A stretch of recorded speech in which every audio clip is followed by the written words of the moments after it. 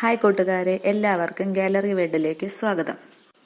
അഖിലാണ്ടേശ്വരിയോടൊപ്പം താമസിക്കാൻ സമ്മതമാണെന്ന കല്യാണിയുടെ തീരുമാനം സുബ്രു അഖിലാണ്ടേശ്വരിയും ശിവരാമകൃഷ്ണനെയും ആശ്രമത്തിൽ വന്ന് അറിയിക്കുന്നു. അവർക്കേറെ സന്തോഷമാകുന്നു. പിന്നീട് കാണിക്കുന്നത് പ്രിയങ്കയാണ്. പ്രിയങ്ക തന്റെ തറവാട്ട് വീട്ടിലേക്ക് താമസം മാറിയിരിക്കുകയാണ്. പിന്നീട് വിലാസിനി അവിടേക്ക് എത്തുന്നു. പ്രിയങ്ക തറവാട്ടിലേക്ക് താമസം മാറിയതറിയാതെ പഴയ വീട്ടിലും ഷോപ്പിലുമൊക്കെ പോയി തിരക്കിയ വിലാസിനി പ്രിയങ്കയോട് പരാതി പറയുന്നു. പിന്നീട് തൃച്ചംബരത്ത് നടന്ന കാര്യങ്ങളൊക്കെ വിവരിച്ചു പറയുന്നു. ആനന്ദും കല്യാണിയും അഖിലാണ്ടേശ്വരിയോടൊപ്പം താമസിക്കാൻ തീരുമാനമെടുത്തതുമൊക്കെ പറയുന്നു. അഖില ആശ്രമത്തിലുള്ള കാര്യവുമൊക്കെ അറിയിക്കുന്നു. പിന്നീട് അവർ കല്യാണിയുടെ കുഞ്ഞിനെ നശിപ്പിക്കാനുള്ള പദ്ധതി ഒരുക്കുന്നു.